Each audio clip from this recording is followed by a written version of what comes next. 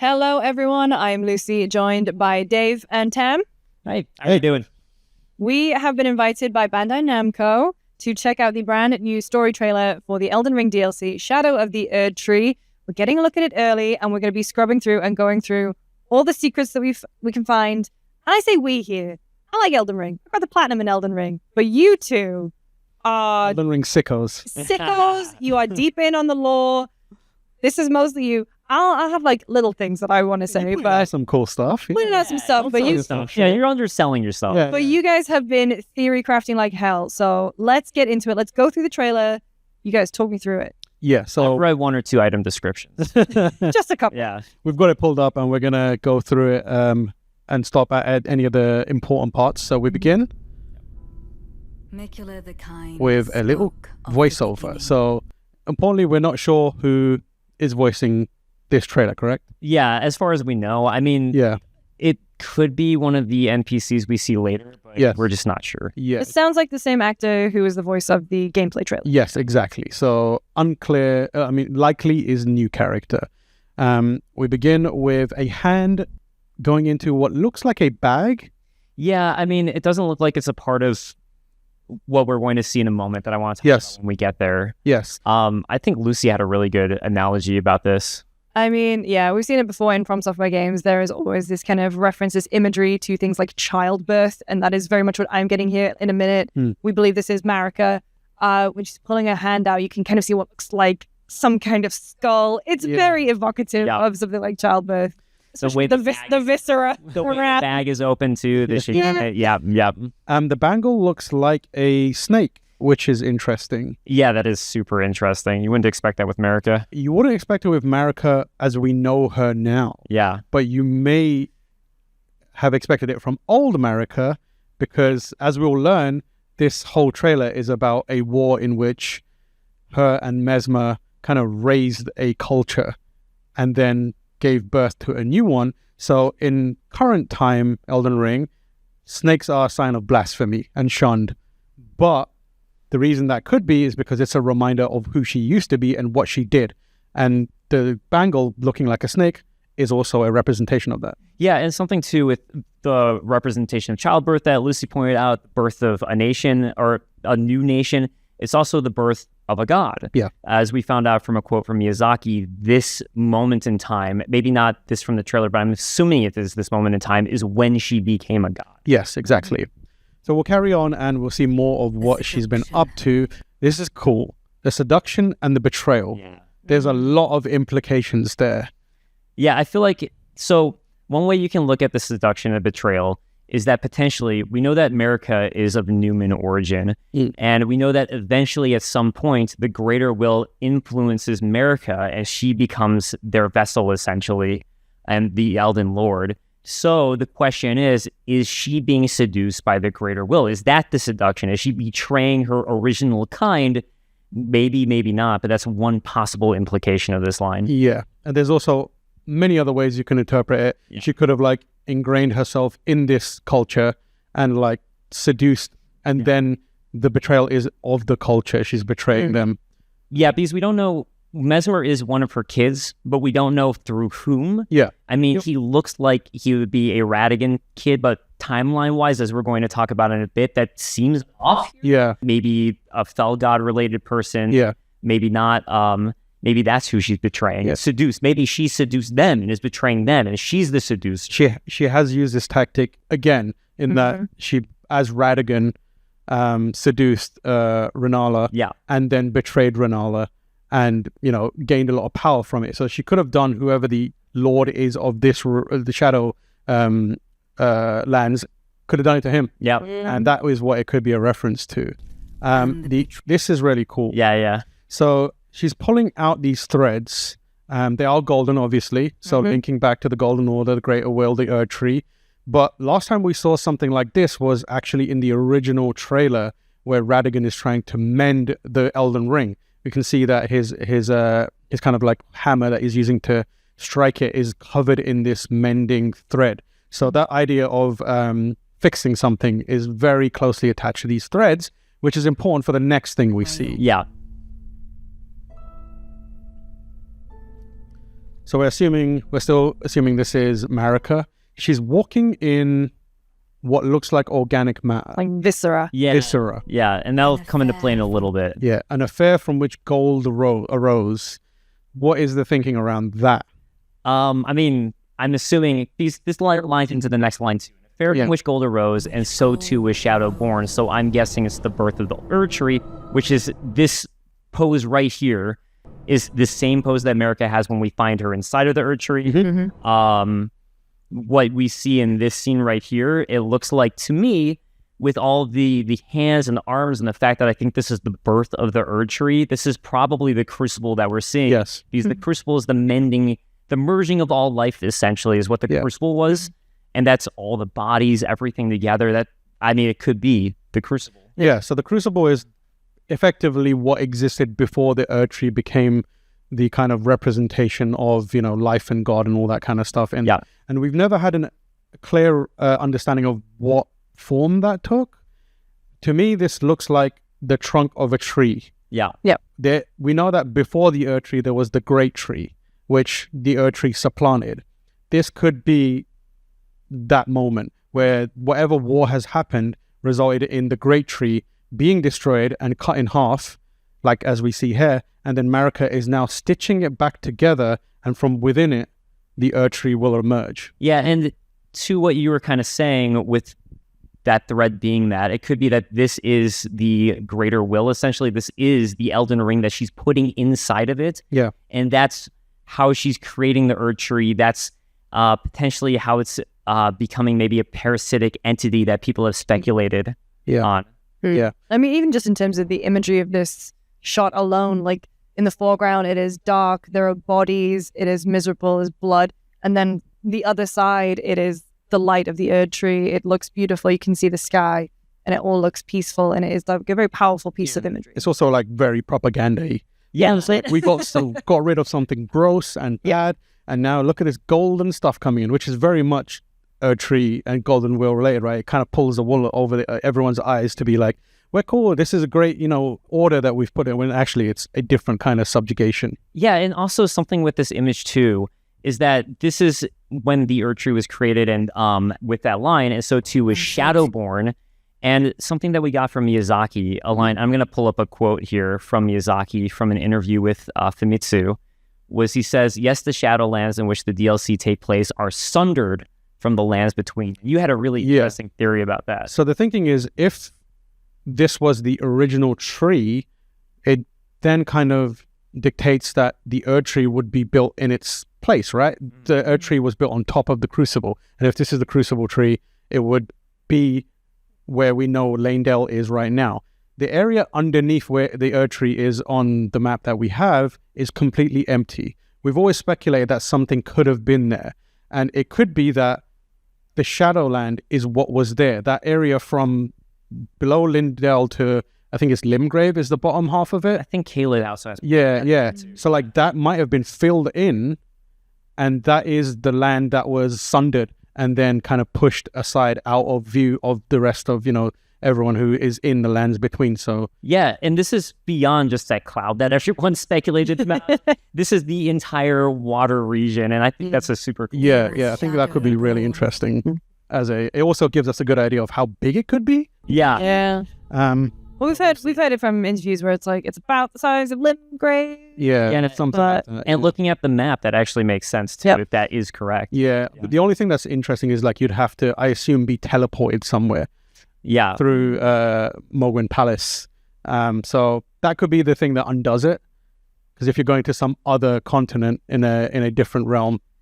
I mean, I guess you're going to the Shadow Realm, right? And wait, where's Mogwin Palace? Oh, I have to pull up the map of maybe Mogwin Palace is actually under where this is. I think it's to the right of this area. Okay. But like, it could be like, oh, this is the area that gap fills, just in a different plane of existence. So it could still be viable. Right. It still could be for sure. So we'll carry on. And what followed was a war unseen. So the interesting thing to me about this is that this happens after the creation of the Erdtree. It didn't happen before. It didn't happen leading up to it. Yeah. And I guess just like nasty stuff that Marika decided to do here. Yeah. And like, this is unsurprising. So we get these Wicker Man style things.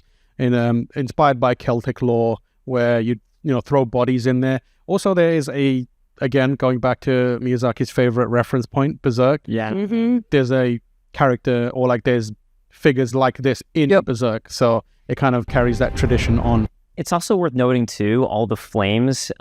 We've seen flames in two main places before. Yeah. One is the fell god who the giants have. Yes. And one is the formless mother. Yes. And yeah, they're both potentially involved here. Like, we're not sure what the source of this flame is. Messmer's flame looks like it could come from the formless mother because it's blood related. Like, and if you remember the fight with Mohg in Mohgwyn Palace, he would have, he'd throw blood at you and then it would catch fire. So it could be that, but also this looks like a more normal flame, like intense. That could be the fell god's flame. Yeah, another thing to point out too is that it's pretty clear even in that first shot that it's Messmer's army because they all have spears. Yeah. Impaler, so it's like, all right, that's got to be Messmer's army. They love to impale. Oh yeah. Yeah, they're all spears. They're also wearing like I described it as like a centurion style helmet where you can't see their face. It's like metal over it. And they do like move in a well-organized army style, which we haven't seen in any other part of Elden Ring. It's always been like this desperate battle where, Morgoth is taking on Radahn and it's like chaotic. But we do get to see that. But we're seeing the sheer destruction, a purge without grace or honor. There's a couple of interpretations with this here. Yeah, I mean, one example is that this could be that they're purging people who they view as without grace or honor because they're all about grace now. Gold is sites of grace. Or they were the ones who were doing it without grace or honor. And I think that's probably the proper interpretation, especially since they're talking about how like there's going to be no songs about this. So. Yeah, it's kind of thing that you want to bury. And it doesn't make sense here, but in the context of where we end up in the lands between and what the kind of Golden Order presents itself as, this is the kind of thing that you would want to hide. Yeah. Like the origins of this beautiful, apparently, order is actually blood and death. So you'd want to be like, no songs about this, please. Yeah, I mean, it looks like they straight up wiped out an entire culture and race. Yeah, exactly. Interesting is the kind of what looks like snakes coming out from the sides of the screens. Doesn't look like it's connected to Messmer himself. He has his own snake there. And that's the thing that we were like, it could be the formless mother element of it because it's blood that becomes flames. I think it's almost the reverse, right? The flame is then turning into what looks like blood. Exactly. Yeah. Whereas the other stuff look more fell-gaudy. So interesting. It's almost like we're seeing both. Yeah, exactly. Yeah. We did talk about a potential theory where the flame in the mountaintops of the giants that is used to burn the Erdtree is this Messmer's flame. Yeah. Because he clearly had the ability to use that flame to burn down the great tree. So it could be that flame or some of it was brought to the lands between as a backup plan almost. And a single giant is left to protect that flame after the war because Marika knows that this can burn the Erdtree down because it burned the great tree down and destroyed the crucible. So, potential theory there. The tyranny of Messmer's flame. Yeah, I think that supports what we talked about before. It's probably the second interpretation. Yeah. This is, we're not sure who this is.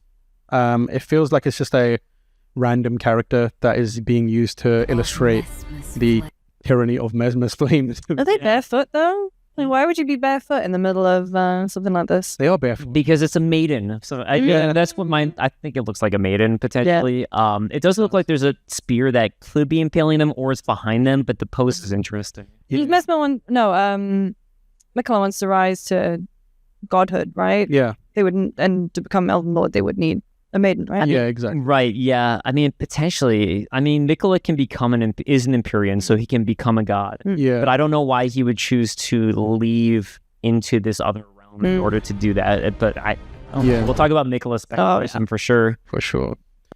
This is a really cool moment here. We have what we call as the lion dancer. It's inspired by Chinese origin, inspired by Chinese culture and mythology. The double jaw mess. Yeah, it's so cool. The two lines of teeth. There's a lot to unpack here. There's obviously the thing that we kind of like really stuck to was the horns. Yeah. The Omen horns are very reminiscent of the Crucible. We also saw in the first trailer lots of aspects of the Crucible being thrown.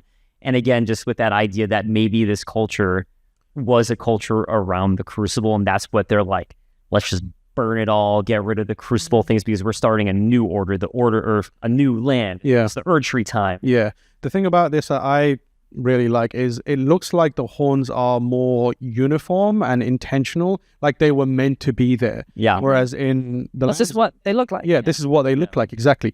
And whereas in the lands between, they are chaotic, they're intertwining, they are a hindrance to those that, you know, spawn them, because Moog and Morgoth, they can't see, Yeah. and like the omens have them cut off and they could die. Whereas here it looks like they were meant to be there, and it could be because this is where the Crucible was in balance and it wasn't like corrupted. Whereas in the lands between, the Erdtree is on top of it. That's the energy on top of the Crucible, and the Crucible has been diminished and almost tarnished. Yeah. And Very good. so that's why it grows like that. Yeah. So it looked like a random, just kind of like soldier being killed there. Yeah, I think it looked like one of Messmer's soldiers being killed. Yeah. Which is interesting because we figured initially that, oh, it's on Messmer's side. Yeah. It's like part of the destruction. But as you can see here, he is now attacking Messmer. Yeah, so I guess... Is that no, that's a snake around Messmer there. Yeah. So I guess that idea again that this is part of the original culture that was there with the Omen horns and Messmer burning it all down, so it's fighting them. Yeah, it's like co-opting it. Yeah. Here we see Messmer looking like a badass. Also interesting note is that he still has the dragon eye as early as this. Yeah. Which would have taken place a long time ago. Yeah, exactly. Still with his own side of blasphemous things. He's got, again, like we talked about that earlier, like the snakes part of it is something blasphemous that they would want to hide. And now we see him really earning the name, Messmer the Impaler. Truly living up to it. Actually, you pointed something out about these three. Yeah, even from that shot where you see them a little more zoomed in, they look like the lion dancers, but like if they are being taken, and if the inspiration is from like Chinese culture with like the things that you see at Chinese New Year, Lunar New Year, like the people in the dragon dancing costumes, like looks like a head and then a tail. We've also seen in the gameplay trailer, it looks like multiple kind of bodies grafted together in some kind of way. Yeah. You can also see Omen horns all over them too. Yeah. Which also supports that it's probably the lion dancer. It could also be a potentially like a evolved or devolved form of that or another enemy, because the Crucible is all about that kind of like evolved energy. So all their bodies have been ripped I also from their heads. I just love this shot how it shows like just how devastating Messmer is too. Like look at that destruction. And this shot too is super interesting because this castle we saw before, and there's a theory that's been floating around that potentially the way that the castle is disintegrating looks a lot like Deathroot. And Deathroot is a result of Marika and Malika taking Destined Death, or the Death Rune, which stopped death from flowing the way it was supposed to be. Yeah, and it kind of comes out of Godwyn, who was murdered. And the way that it comes out and that we see it is with this disintegration above like ashes sort of thing. Yeah. So I mean the ashes could be because it's stuff burning and that's why it's coming, but it looks a lot like Deathroot. So potentially we'll find out a little bit more about that plotline as well. There's a lot to be learned from this as well, potentially, because what we have here is what could have been the great tree, whatever the Crucible tree was, and from within it, the sap of golden energy coming out of it, that could lean into the idea that the Golden Order, the Erdtree, started off as a parasite, and as you said earlier with the tree, it's gonna come out from within another entity, being the great tree. Something I wonder too with this is that we know that the sap of the Erdtree created the various crystals that you pick up. That's it, but the bountiful harvest of the Erdtree is sort of stopped a long time ago in the present day. So it also makes me wonder if time flows differently in this land and maybe slower or something like that, because clearly this is sapping some gold tree or golden Erdtrees. Yeah, truly. Yeah. Would abandon everything. And so kindly Miquella would abandon everything. A lot here. Yeah. Why would Miquella abandon everything? That is the question. I mean, okay, so as we've talked about with Miquella is one of Marika's children. He's in line to be an Empyrean, and that means he is an Empyrean. That means he's in line to potentially be a god. But throughout Elden Ring, we've seen him help people. The misbegotten, who are representative of the Crucible and Omens. Everyone who the Golden Order kind of spurned, Miquella has helped. And now he's going to a place that is filled, or seemingly filled, with those kinds of people. Yeah. But from the other trailer, it seems like there's a darker side to Miquella. Very reminiscent of Griffith from Berserk, because Miyazaki loves Berserk and references it at every single point that he can. And I mean, it seems like he's here for a good reason, but at the same time, I feel like there's got to be some deep, dark, not good thing that makes. Yeah, exactly. And the kind of motivation we also speculated was, because obviously Miquella's whole thing was he was very, very into the Golden Order at one point. Yeah. There is lore that shows that he created Golden Order spells and gifted them to his father, Radagon. But at a certain point, decided to turn his back on the Golden Order, primarily because it wasn't able to help his sister, Melania, Blade of Miquella, never known defeat. And because of the rot god and the corruption that it was killing her. So what he tried to do was try and figure out a way to kind of create a new order for these people who have been spurned by becoming the seed of the Halig tree, a different tree, but was torn out of it by Moog, technically his brother. So this could be a situation where he realized that the Halig tree isn't enough, and he needs to go back to where the Crucible was at its most pure and powerful. But that would assume that he worked with Moog to make that happen. Right. It's very, it's better to reign in hell than to serve in heaven. Exactly. Yeah. And the point. Something I've been wondering too is that America sealed off this land for some reason. And that could also be why Radahn is holding back the stars. Because maybe Radahn is more aligned with her and helping her. And we do have to defeat Radahn to get to this DLC. Yeah, and that's important to note. But why? Why did she seal off this land? What is so important here that she doesn't want anyone to get to, and that Miquella has gone to such great lengths to get to, such as getting rid of his flesh? Another thing that we know about getting rid of your flesh, thanks to Ranni, is that is a way to get out of the influence of the greater will. Yes. That's what Ranni did, so she could break away from the influence of the greater will, and maybe that's, again, what Miquella is doing, is breaking away from that influence. Yeah, the other kind of potential theory is, who is here that Marika doesn't want to be, folded back into the world, and that potentially could be Messmer. Yeah. This could be a battle over allegiances, because if he's had the ability to destroy a tree, Miquella could be in the lands between thinking, to really get what we need to completely destroy the tree and raise everything here. And I know someone who has done that before. So it could be I'm going to chat to my brother about destroying some stuff. That's also worth talking about too with Messmer, because something that I know I was wondering was, did Miquella eventually somehow become Messmer? Is this Messmer a future version of Miquella? That was kind of unclear from the first trailer, but with this trailer we get that Messmer was doing all this stuff probably before Miquella was born. Yeah. So I think that shows pretty clearly they're two different characters. So we think this could be Miquella's great Rune as well, right? Yeah. There's a gesture that you can get in the DLC, but also we were talking, are there going to be sites of grace in the DLC area? Probably not. This could potentially be what we have instead of sites of grace to guide you as you're playing to the next kind of part of the story. But also there's a point in this trailer where the Tarnished, and the other Tarnished who are following in Miquella's footsteps are kind of they're kneeling in front of it. They are showing it reverence. So maybe this is the thing that's going to guide you along the way. Yeah. And there is credence to that on the interview where Miyazaki said you'll be following in Miquella's footsteps. It also looks like there's a divine tower over there, which is interesting. It could lend credence to the idea that this was the land that was rended from the middle of the lands between as we know it, because they have divine towers everywhere. So could be that. And this area was in the game. That shape everybody made with the divine tower, if this would play into that too. What did you say, Lizzie? No, and this area was in the gameplay trailer. I think we saw it from the others. Oh, yes. True. So these runes, they appear in a bunch of places, which means it could be these are the sites of grace. At the very least, they look like waypoints or path points. And then this shot right here of Miquella, and I'm sure that's Miquella. That's exactly the same shot, or place and location that we saw from that tease, that image that we saw of Miquella riding on Torrent. This is that same golden field. Yeah. His golden flesh, his blinding strength. So we have him being presented as deific and pure here again, back to it. So this is another really cool detail that we have some theories about. In Elden Ring, there's loads of references to a character called Saint Trina, who's like kind of a being that deals in sleep.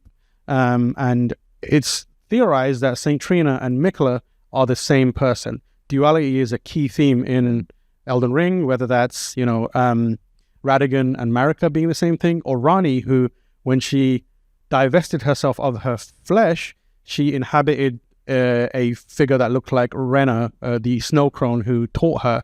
But there's a duality there. And when you speak to Ranni, you can see the doll face and then the kind of ethereal face alongside it. So it could be that when Miquella divests himself of his body, his flesh, Saint Trina is who he becomes. Yeah, and the only question with that is, because we've heard reference of Saint Trina a lot, was Saint Trina happening while Miquella was still, before Moog took him? Yeah. I mean, who knows? But it's also, we were trying to look at this to see if we could see the Saint Trina, if, because there's that one image of Saint Trina, if this looks like them, but yeah, and there's no way. And we're sure it's Saint Trina because of the coloring and the kind of like Saint Trina's lily. Here's a dumb theory. What if he used Saint Trina and the dream to communicate with Moog? Say, grab me from the Halig tree. Yeah. Do this because I got an idea. That is like that. That's very potential. I mean, we do know that Miquella is able to get people to do what he wants. Yeah. Persuasive. Yeah, very persuasive. Yeah, exactly. So there's a potential theory there, but we are not deterred. Here we have a tarnished kind of scraping the floor of the ground of the shadow, land of shadow, and it could again be what this is representing is the idea that the Golden Order, the Erdtree, the greater world, the energy that it is now bringing, usurping what used to be, is shown here because it's coming out from underground beneath the surface. There is this parasite growing and it's going to burst out at a certain point. But we have what we believe to be a tarnished hair, and then we're looking up at, this is the same area as before, the castle area. Looking up, and here we have a group of people. Yeah, and something that you two pointed out too that was interesting is these NPCs that we see here. Presumably NPCs are the same that we saw in the first trailers. Now we're seeing them again. Yeah, in the first trailer, the gameplay trailer, they kind of all got like little individual hero shots too. So I do feel like these are going to be the characters that are going to be pulling us through this. Yeah, story. you mentioned, Lucy, you pointed out that guy who's like back is to the camera right now. He's prominently featured. He's holding a big pot. Yeah, he's doing something with a big pot. The only one we haven't seen is, I think, the cowboy in the middle. I'm assuming he's a cowboy. Our brand new Chester. Yeah, brand new Chester. I mean, like, we've had characters from the land of reeds. Yeah. Maybe this is like the land of cowboys. Dust. But yeah, will you walk with us? That is kind of like the invitation to you, the tarnished. Yeah, and there we have it. And we know from interviews too that there are a whole bunch of tarnished that have already followed in Miquella's footsteps. So I'm assuming that's who all those NPCs are. Yeah. Lucy, you also found something really cool with the logo. So in that same interview, with the Famitsu interview with Miyazaki, he did say that there was something in the name that he hopes that people will kind of figure out as they play through Shadow of the Erdtree. Obviously, as we look at the logo here, Tam, you pointed out the O. Yeah, the O looks like the Ouroboros, which is the idea of cyclical life and death, one thing replacing the other, something emerging from within the other. And it could be like that is the kind of hinting at the theme of what this is. Something needs to be raised for something else to grow there. It also kind of plays into the idea that there is, I believe, speculation that Messmer's snake is a singular snake with two heads. That's what I was going to say, because usually it is one snake eating its own tail, but Messmer has two. Yeah, as far as we can tell. But we don't know what the back looks like. Yeah, if it turns out this is one snake, it could, again, be a representation of that Ouroboros kind of cyclical nature of it. So that might be the clue in the title that he's talking about, or we might have missed it, or he might just be lying to us again. Could be a really elaborate diagram. No, we got you, Miyazaki. We figured you out.